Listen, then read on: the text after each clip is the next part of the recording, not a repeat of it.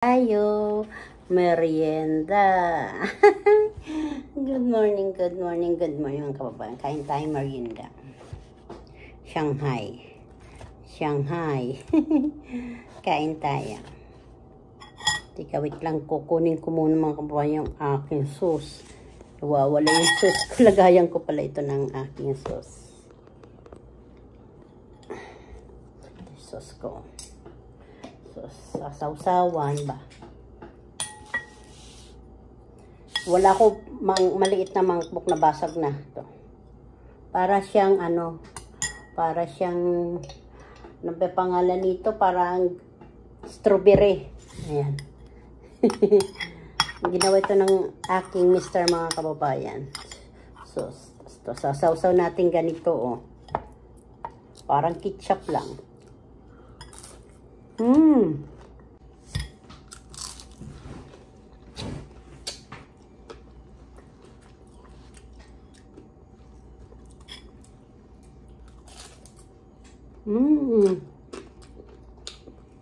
Sarap.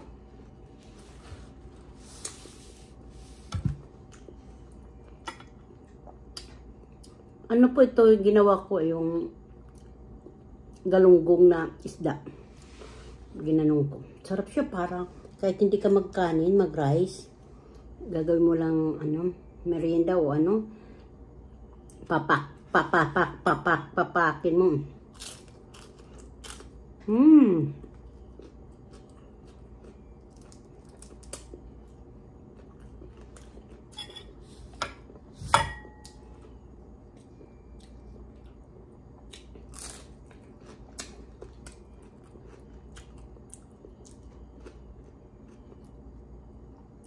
Ito mga kababayan, pag naglulumpia pala kayo ng isda, ilalagay nyo muna yung kunting tubig. Tapos, lagyan nyo na ng asin, kung anong panglagay, pang palasa, bahala na kayo kung anong katamtaman ba o sobrahan. Tapos, lagyan yung isang itlog pag binalot nyo na, tas kinshay.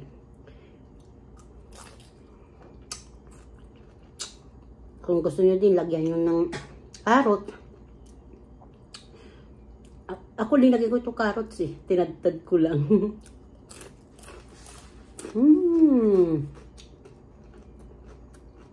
Pero ka na rin naggumawa ng yung giniling na bigas, giniling na vapor. Ganyan din sa pagbabalot ang isda. Kasi masarap po ito, masustansya pag isda. Ito, Gigi, kahit naman anong isda, pwede po gawin ng Shanghai.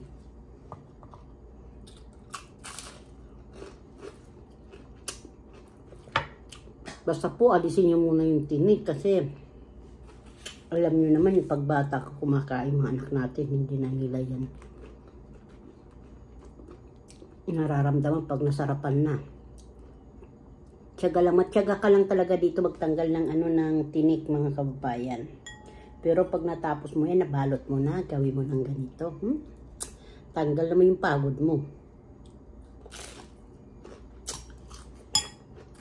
Kaya magsisisi, magugustuhan ng mga anak natin, ng pamilya. Basta ilalagay mo na para tanggal lang sa lagyan ng itlog, harina. Kasi yung magkakapit-kapit. Tapos lagyan nyo din ng malunggay. Hiwa-hiwain mo. Ikaw, depende kung anong gusto mong lagay. Carrots, pitsay, sayote, labanos, tsaka bayo yung isa pa, yung parang puti din na prutas. Tatadtarin mo lang yun, masarap din yun. Singkamas, sarap po yun.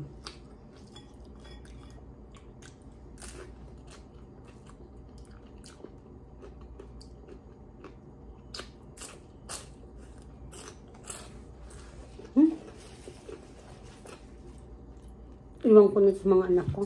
Yung style ko. Mainit pa kasi. Sarap mga kababayan.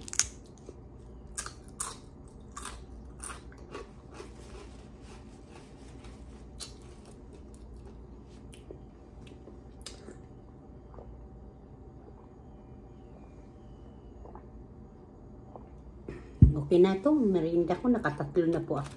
Busog na ako. Minom na ako ng tubig. Yung buhayo is kababayan, ito maglalalaga ako ng boto-boto na pata tsaka munggo po ang aking recipe, ang aking lulutuin ngayon. Yan, munggo. Binabad ko, inugasan ko yan yung munggo. Sasabay ko na yan dito yung paglaga ko ng pata. Gigisa ko na yan mga kababayan para may lasa na po. Ito po yung kamatis saka sibuyas. Yung kamatis galing po yan sa garden namin. Yung pinitas ko kahapon sa live ko. Ito yung pata. Masarap po yan yung pata ihalo sa munggo. Pag hindi po yan nauubos, ginagawa ko, piniprito ko, parang crispy pata na po yan. Yung gulay nauubos, pero yung baboy, yung pata na yan, karne, hindi yan nauubos. Kasi pag hindi po yan nauubos, linalagay po namin yan sa, sa freezer, para pag iinit na lang, pag gusto kumain ng munggo. Pag Biyernes na, kasi ngayon Lunes dito sa amin mga kababayan, ha. Lunes, ayan yung munggo. Ano po, igigisa ko muna yan yung munggo, sasabay ko na rin yung pata para sabay na sila lumambot. Ano? Hindi ko alam kung anong ihahalo ko dyan ng gulay. Bahala na ito mamaya. Sige po mga kababayan. Ay magigisa ako ng sibuyas saka ito po. Sibuyas, kamatis, saka bawang. Nandoon na yung bawang. Hindi kompleto ko, hindi iko-kompleto ang video pag walang bawang. Ayan, ito bawang po yan. Bawang, garlic. Yan yung garlic. Tapos yung munggo. Tapos ito naman yung kamatis saka sibuyas. Sige. Ganito. Ba't ganito? Ganito na lang ito, ma'am. Ang mga kababayan, unahin na natin yung kalaan. Bawang. Hindi nag-ingay. Tapos ilalagay muna ako sa Mr. Kasi dito pa siya eh. Sadali lang po mga kababayan. Lalagay ko muna. Ko na yung sibuyas sa kabaw. Silis bawang. Nandito na. Sibuyas sa kamatis pala.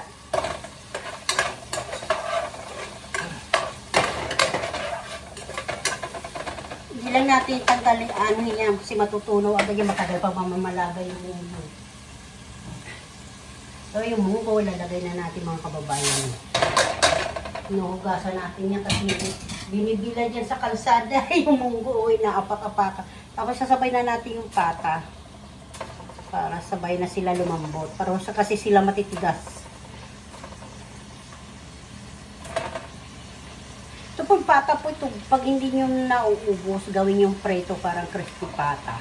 Yung pag preto nyo po, ilalagay nyo sa malalim na kardero para hindi tumalsik ang mantika. Lalo nandito tayo sa ibang bansa.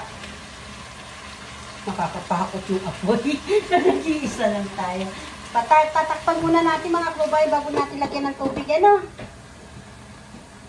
Ayan, ng tubig. Ayan, water. Kita nyo. Tapos, hindi ko muna siya nilagyan ng asin sa patis kasi tatanggalan pa natin yung dumi. Habang tayo eh, hindi pa kumukulo, tatanggalan natin na siya ng, di ba bumubula siya? Yan, tatanggalin mo yan. Langsa po yun eh, para hindi siya masali doon sa linuluto natin yung munggo. Pwede po magmunggo ha, kahit anong araw. Depende po sa inyo kung pag may munggo sa loob ng bahay. Hindi lang Biyernes. Pwede po. Kasi, iba naman ang Biyernes, iba din yung pwede po yung araw-araw magmunggo. Pagkaya lang sa tuhod. Ito na po ang aking munggo na may malunggay. Aray ko may pata. Sobrang masustansya pang gulay ko ngayon mga kababayan. Ito po yung malunggay po. Galing po yan LA. Pinackage po dito sa amin ng aking hipag. Dahil yung malunggay doon sa kanila nabubuhay, hindi kasi nag-i-snow. Naglalamig lang pero hindi nag-i-snow. Dito kasi sa amin, nag-i-snow yan. Pata na may malunggay sa munggo. Diba mga kababayan? Tapos may linaga akong saba. Diba? Tapos yung iba gusto kanin, tapos mamayang gabi, brown rice ang akin. Ngayon tanghali, yan yung saba mo ng akin, kakainin. Tapos magpapapak ako dito sa munggo. Sarap mga kababayan, kain po kayo dito sa amin. Kain po tayo. Ayan po ang recipe ko ngayon. Ito Pilipinong food, pangmasa. Munggo at saka may pata mga kababayan. Kung ayaw nyo po sa pata, pwede po yan. Munggo lang ang ilalagay. Tapos, mayroon po ito mga kababayan, linagyan ko po ito ng giniling na ng tinapa. Kaya mabango po ang aking munggo ngayon. Pwede po yan yung ihahalo ko. Wala kayo tinapa mga kababayan, mga kasimple. Pwede po pritong manok. Charot! Pritong isda o depende po yun sa inyo kung anong gusto nyo pritong tuyo, yung dry. Pwede po ihalo natin mga kababayan ha, pag wala kayo tinapa. Yan po mga kababayan, aking recipe ngayon. Masarap po ito. Masustansya po ito. Pwede ito sa mga bata. Tapos depende po yun sa inyo kung patutuyuin nyo. O ako tama lang to kasi masarap yung may sabaw. Lalo pag brown rice ang ating kanin. Yan. Masarap po yan na may sabaw. Tama na po ito mga kababayan. Mamaya na po ako magpipiting pa ba ako mga kababayan. O sige, para makita nyo yung aking menu.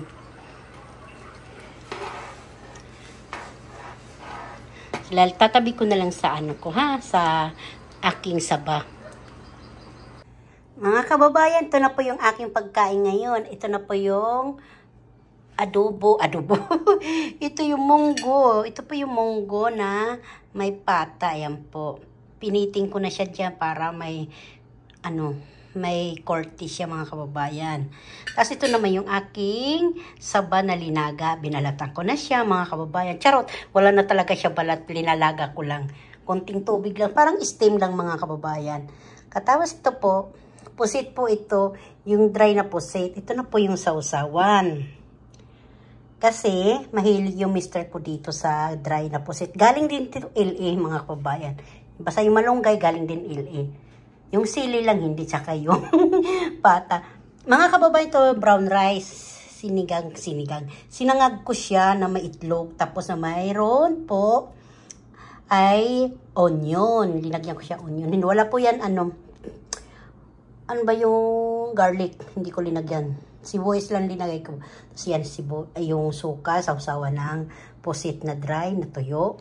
Tapos ito naman yung munggo na may malunggay, na may pata. Ito naman yung saba ko. Ito po ang kakainin ko ngayon. Kain po tayo mga kababayan. Sa tubig. May tubig pala ako. Ayan, tubig ko. Kababayan. Ayan. Kasi ako nauna dumating, kaya ako una maghandang pagkain. Ganun yan dito sa amin sa Amerika mga kababayan. Sinong unang dumating sa bahay, siya ang maglilinis, siya ang maghuhugas, ay siya ang magluluto. Kasi wala tayong katulong dito. Alam nyo naman dito sa Amerika. Sige mga kababayan, kain tayo na. Ito naman ang unahin ko saba. Bahala na ito. Mamayang gabi na lang yung kanin. Sinangag ko lang siya para hindi ba mapanis. Sarap mga kababayan, ba yun? Nakita yung aking TV. Ako'y magkakamay lang mga kababayan. Ito ang saging sa Amerika. Inistim ko lang kaya makunat-kunat. Para siya ng ano ba ito? Yung bigas na malagkat na giniling parang ang sarap. Malabo. Hindi po siya hindi siya yung matamis. Para siya yung hilaw pa na. Siguro hilaw pa talaga ito na lang. Tapos linagay lang na agad sa sa plastic. Kasi dito wala ito balat. Tapos po ito, pinaplastic, tapos linalagyan ng name saba. Mga kababayan, ginto po ito dito. Yung saba. Kaya magtanim na tayo pag mayroon tayo lupa. Magtanim. Sabi nga nila, masustansya daw ito sa may mga sugar. Tambal din to. Kaya, bawal din to sa masobrahan ka kumain nito. Mga kababayan, palalo-lalo po yung hinog. Kumain na po kayo nito pag katamtaman lang yung hilaw, huwag nyo ilalaga. Yan ang masarap po. Pag marami po kayo. Sa bagay po, bakit naman sila, ang lola ko, lolo ko, nanay ko, tatay ko. Sa bagay, hindi pa yata uso noon na may mga diabetic, may mga sakit. Kasi noon, ang linalagay lang ng nanay ko dati, nagluluto kung ano lang po, tanglad. Lemongrass lang. Tapos, depende na lang kung talagang kailangan ng asin, lalagyan ng asin. Naglalaga ngayon ng suso, yung galing sa bukid. Yun lang, tubig lang pinakuluan. Tapos okay na. Ba't matamis-tamis yun? Walang mga, sila, yung mga product, yung mga panghalo sa sangkap ngayon na may, yung mga basta hindi ko na mahirap banggitin. Nasanay na tayo na may mga ngayong, aywan ko ba? Dati mga kababayan, yung baboy, ayan, isang linggo, isang buwan namin makakain yun. Lalagyan na ng asin. Sinasabit na sa may abuhan namin, sa may kitchen. Kasi yung kitchen namin, para dun sa bukid, kahoy, dito magluluto, kahoy, tapos pwede yung kahoy, may ganyan may ganun siya, lagayan ng kahoy. Pwede ka magsabit-sabit doon ng tali, katapos pag mayroon ka galing uway o galing bukid yung mga tali-tali, isasabit mo lang doon. Aba, magiging parang lechon, nangingitip. So, hugasan mo lang yun pag gusto mo ilagay sa gulay. Ganun sa amin dati, sa bukid. Yung iba, yung tatay ko kasi baka magtanong kayo kung tagasan, ako pala taga. Nanay ko taga Lite-Lite, nanay ko taga Dulag, tatay ko taga Lite-Lite. Pero para ngayon wala na sila dahil nandun na sa piling na ni God sila. Ang masarap yung malunggay halo sa munggo. Kasi mga kababayan, lalagay ko sana dyan sa munggo, ang palaya ng bunga. Kaso nabulok.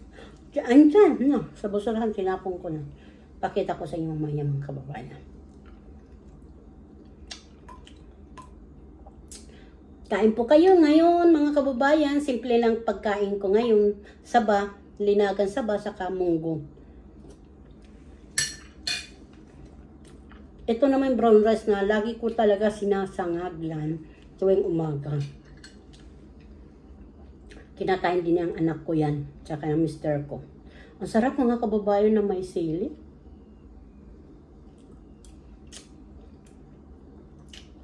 Kain kayo mga kababayan na andyan.